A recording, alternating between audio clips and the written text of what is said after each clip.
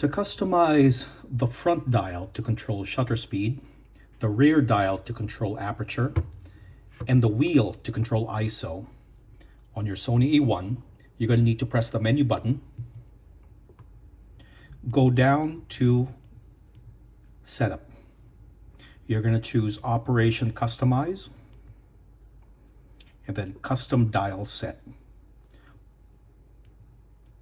You're going to go to the bottom, and then for the front dial, you can set this to shutter. For the back dial, you can set this to aperture.